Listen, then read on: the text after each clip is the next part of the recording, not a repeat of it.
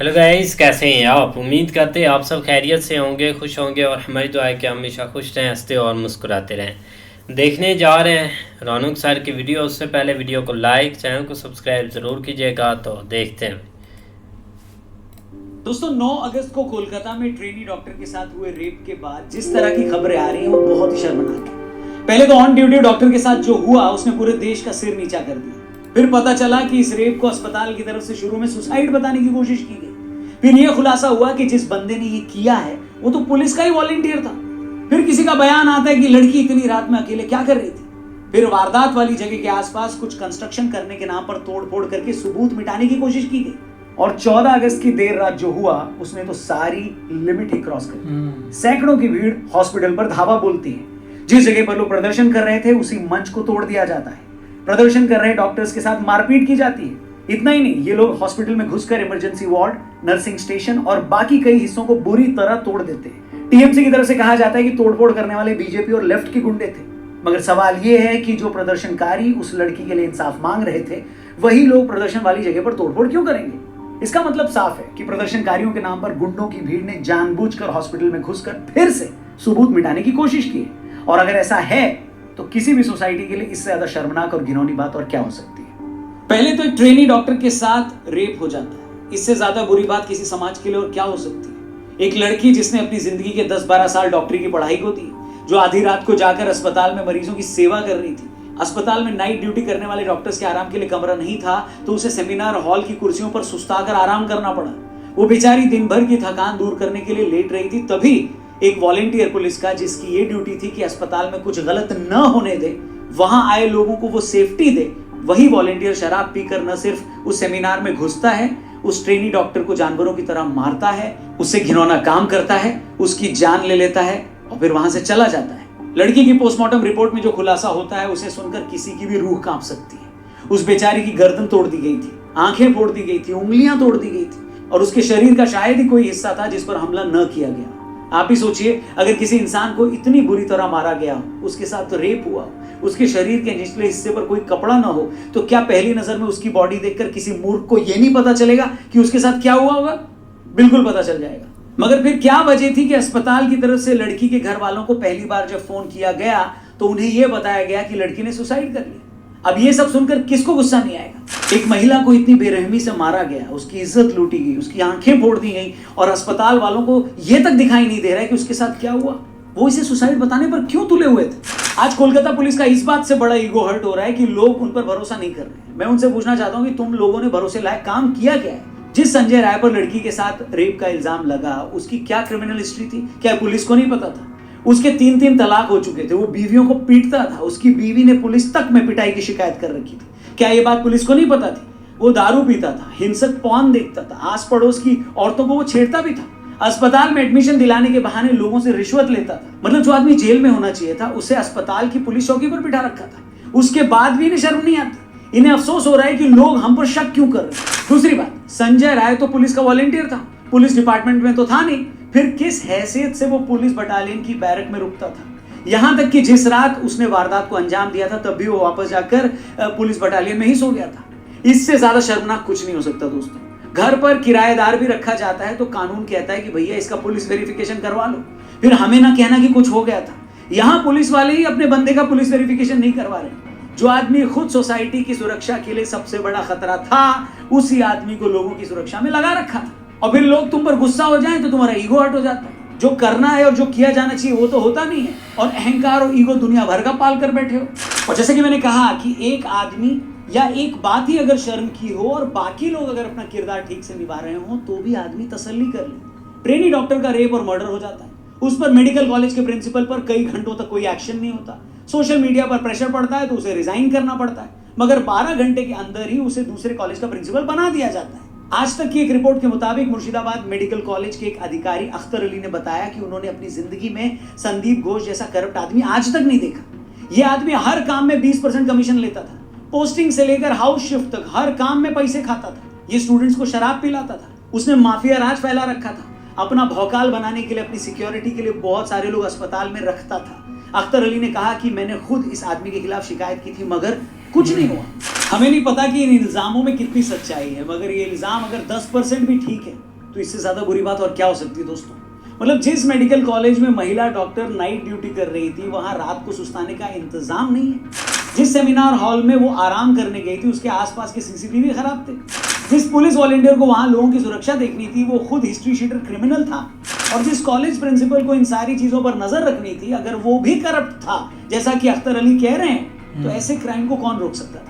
लड़की की postmortem report में जो ताजा सबूत मिले हैं उसके बाद डॉक्टर्स कह रहे हैं कि ऐसा लगता है कि लड़की के साथ एक से ज्यादा लोगों ने घिनौना काम किया। अगर ऐसा है तो ये साफ हो जाता है कि क्यों शुरू में इस मामले को सुसाइड बताया जा रहा था, क्यों अस्पताल आने के बाद भी लड़की के घर वालों को 3 घंटे तक उसकी बॉडी नहीं दिखाई गई, क्यों कुछ लोग दबी जबान में ये बात बोल रहे हैं कि लड़की इतनी रात में अकेले वहां क्या कर रही थी। इन सारी बातों को लेकर आज लोगों में भारी गुस्सा बनता है और होना भी चाहिए। मगर इस देश में कुछ लोगों की सोच इतनी सड़ चुकी है कि चाहे कितना भी बड़ा हादसा हो जाए, किसी के साथ कुछ भी हो जाए, उन्हें पहले ये देखना है कि वो घटना किस स्टेट में हुई है, जिसके साथ हुई है उसकी जाति क्या है। कोलकाता के केस में भी यही हुआ है। देश के कुछ भावी प्रधानमंत्रियों को 5 दिन लग गए ये समझने में कि इस मामले पर ट्वीट करना चाहिए।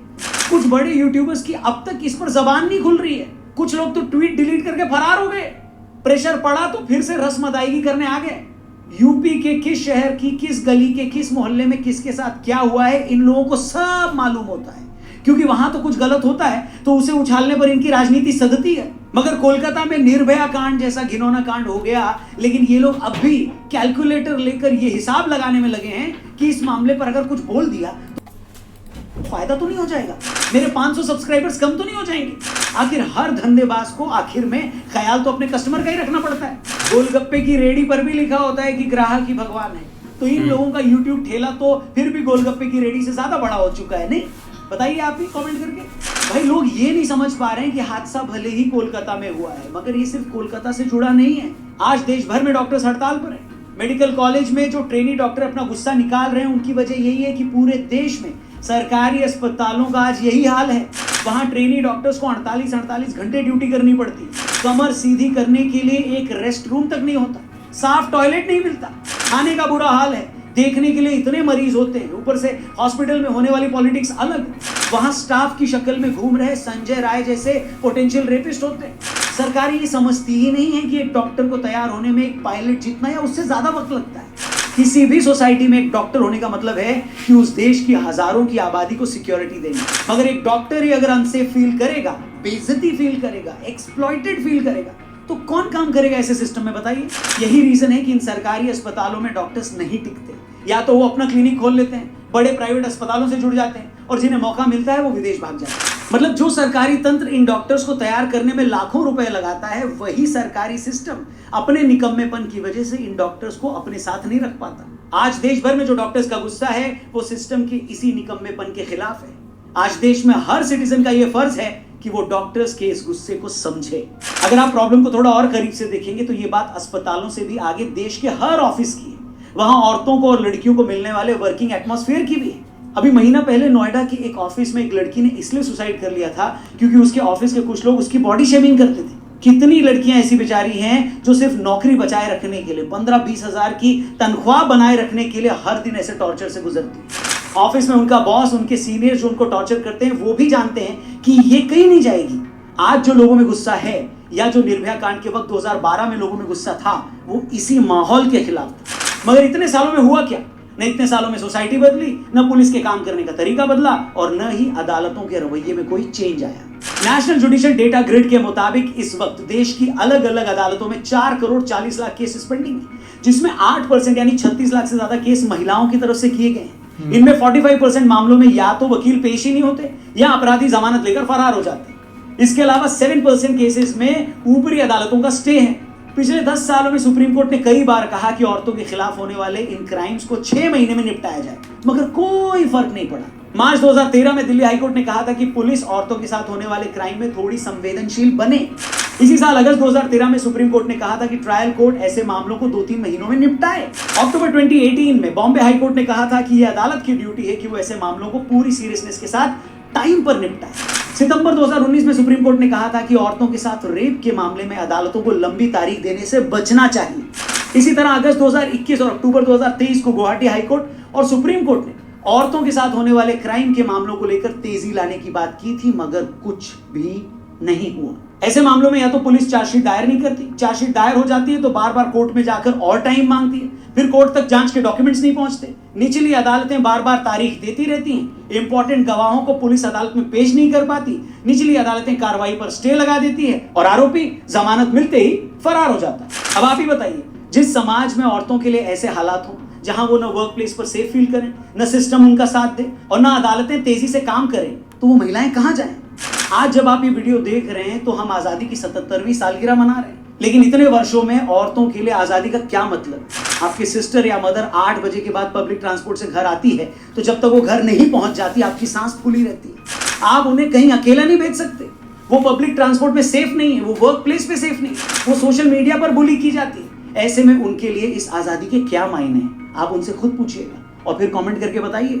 हो सकता है इस मुद्दे पर बात करते करते मैं थोड़ा इमोशनल हो गया, आपको लग रहा होगा कि नहीं रौनक भाई आप जितना बोल रहे हो हालात उतने भी नेगेटिव नहीं हैं, लेकिन हेलो, हालात कैसे हैं इसका सही जवाब घर से निकलने वाली एक लड़की, एक औरत, आपकी माँ और आपकी बहन ही दे सकती है इसका जवाब। 10 मिनट उनसे बात कर लीजिए, सारा सच सामने आ जाएगा। मगर जैसे कि मैंने कहा कि समाज तो जैसा है उस पर हम बहस कर सकते हैं, उसे क्रिटिसाइज भी कर सकते हैं, मगर यह देखकर ज्यादा दुख होता है कि जो अपने आप को सोशल कमेंटेटर्स कहते हैं, जिन्हें दुनिया के हर फटे में टांग घुसाने की आदत है, हर मुद्दे पर ज्ञान पेलने का शौक है, वो लोग कोलकाता के मामले पर ऐसे चुप होकर बैठ गए हैं जैसे किसी ने उन्हें जेब काटते हुए पकड़ लिया हो। बताइए, क्योंकि उन्हें डर है कि अगर इस मामले पर कुछ बोले तो कहीं उनका मालिक उन्हें बिस्कुट डालना बंद न कर दे, उनके जिहादी समर्थक अपने फेवरेट सीएम के राज्य की आलोचना सुनकर उन्हें अनसब्सक्राइब न कर दे। इन सारे यूट्यूबर्स के लिए अपने जाहिल समर्थकों और जाहिल सब्सक्राइबर्स को साथ रखना, उन्हें खुश करना, ये ज्यादा इंपॉर्टेंट लग रहा है बजाय एक रेप विक्टिम की आवाज उठाने की। लानत भेजता हूं मैं ऐसे लोगों की सोच पर। बाकी उम्मीद करते हैं कि कोलकाता में हुआ यह अफसोसजनक हादसा पूरी सोसाइटी के लिए एक सबक बने। वर्क प्लेस पर फीमेल स्टाफ की सिक्योरिटी को लेकर और अवेयरनेस आए, ऑफिसों में स्टाफ रखने से पहले उन लोगों का प्रॉपर बैकग्राउंड चेक हो ताकि दोबारा ऐसे हादसे न हो। कोलकाता का यह मामला चूंकि रेप से जुड़ा है, ऐसे मामलों में यूट्यूब एल्गोरिदम भी ज्यादा लोगों तक ये वीडियो पहुंचने नहीं देता। तो मेरी आप लोगों से गुजारिश है कि अगर इस वीडियो में कई बातें आपको सच्ची लगी हो, उनमें ईमानदारी लगी हो और अगर आपको लगे कि ये कंसर्न और भी लोगों तक पहुंचना चाहिए तो इस वीडियो को ज्यादा से ज्यादा लोगों तक शेयर जरूर करिएगा। दोस्तों, घर की हर एक महिला तक ये वीडियो पहुंचना चाहिए। इस मामले पर हो रही सियासत पर अगर आपकी कोई राय है कमेंट करके जरूर बताना। अपना ख्याल रखें। जय हिंद, जय भारत। बिल्कुल यार, एक काफ़ी ज़्यादा एक सैड मुद्दा है और काफ़ी ज़्यादा ना जितना हो सकता है पूरे इंडिया में जितने भी एक सोशल वर्कर है ना, जितना भी एक सोशल मीडिया यूज़ करते हैं, काफ़ी हद तक हर तरफ से यही हमें एक देखने को मिल रहा है कि उन्होंने ज़रूर आवाज़ उठाई है। ठीक है, कुछ फिर नहीं होंगे, लेकिन जितने हम जिनको देखते हैं, जिनको हमने फॉलो किया है, उन्होंने यही कोशिश की है कि जितना से जितना हो सकता है ना वो इस पर आवाज़ उठा सकते हैं, क्योंकि और हमारे हाथ में कुछ ऐसा है नहीं कि हम और कुछ कर सकते हैं। क्योंकि जहाँ भी ये होता है ना, ज़रूरी नहीं कि एक इंडिया है या इंडिया में हो रहा है या पाकिस्तान में भी हो रहा है। ये काफ़ी लोगों के कमेंट्स आए थे कि आप वहाँ का भी देखें, यहाँ पर भी ऐसे लोग हैं, वहाँ पर भी ऐसे लोग हैं, दुनिया के जिस जगह भी ऐसे लोग हैं, वो सभी के एक ऐसे एक घटिया सोच है, घटिया काम कर रहे हैं, सभी एक ऐसे ही हैं। ज़रूर हम ये नहीं बोलते कि वहाँ के लोग ऐसे हैं, यहाँ के लोग हैं, बस उन्हीं को बोलना चाहिए कि जो ऐसा कर रहे हैं, और जहाँ भी हैं इनकी एक कड़ी निंदा करनी चाहिए और हमेशा यही करना चाहिए कि ऐसे मामलात पर ना एक खुलकर आवाज़ उठानी चाहिए, ताकि एक गवर्नमेंट है ना वो एक कोई ना कोई एक्शन ज़रूर ले, चाहे सिक्योरिटी को लेकर, चाहे इनको एक बुरी सज़ा जितनी मिलेगी उतना एक लोग सेफ होंगे। अगर ऐसे ही है कि एक पॉलिटिशियन है, एक बड़ा आदमी है, उसके बंदे ने कुछ किया तो उसको वो छुड़ा लेंगे, गरीब अगर कुछ करता है तो वो पकड़ा जाएगा, तो फिर तो कभी भी नहीं इससे इंसाफ मिलेगा। लेकिन ये है कि अगर यहाँ पर इसको सज़ा मिलती है, इसके पीछे जो भी बंदे हैं, और नेक्स्ट जो भी है ना लोग ऐसा करने से ज़रूर डरेंगे। अगर ये अब छूट जाता है तो नेक्स्ट लोग भी ऐसे ही है कि वो बोलेंगे वो छूट गया है, हम बड़े एक आदमी के लोग हैं तो फिर उनको भी छोड़ दिया जाएगा। यही नहीं, बात बाकी है। सही बात है। एक ना केस ये कि जल्दी नहीं खत्म होने वाला, क्योंकि एक जब से पता चलता है ना, एक सबूत अब इकट्ठे हो रहे हैं। अब पहले तो एक लग रहा था कि ये ऊपर से बंदा आया, लेकिन अभी एक देखा जाए ना तो ये खुद मतलब कि एक पुलिस के अंडर ही था। मतलब कि एक जसूसी क्या, एक जो भी एक पुलिस वालों ने ऐसे एक मतलब कि एक लफंडर ज़रूर रखा होता है। लेकिन आगे एक बात करें ना तो एक सबका कसूर में एक कसूर है, इसमें कोई शक नहीं है।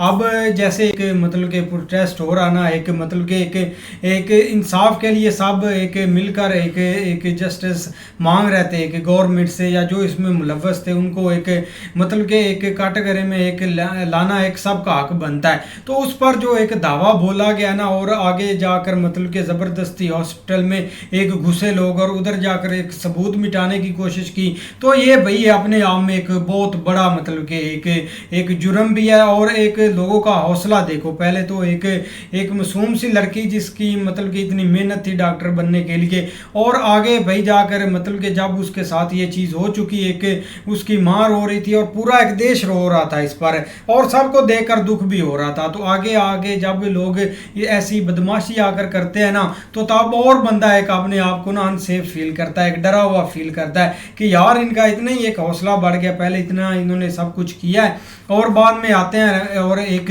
जो लोग सड़क पर प्रोटेस्ट कर रहे हैं उनको मारना स्टार्ट कर देते हैं। तो इससे भाई एक साफ चीज़ ज़ाहिर होती है कि इसके पीछे कोई एक नॉर्मल हाथ नहीं है, इसके पीछे एक बड़े बड़े लोग हैं। ठीक है, एक पॉलिटिक्स एक साथ साथ अब चलनी है, जिसको मौका मिलेगा वो एक देखो ना, एक केयर किसी को नहीं है, ये चंद लोग ही होते हैं जो प्रोटेस्ट में आते हैं, एक जिनको एक एहसास होता है, जिनके अंदर एक इंसानियत होती है, वो ही बंदा कर पाता है। लेकिन आगे देखो ना, एक अब जो एक पॉलिटिक्स छिड़ रही है ना कि उस स्टेट में हुआ उसको टारगेट करो, तो ये बहुत एक ना अपने आप में एक बुरी बात होती है।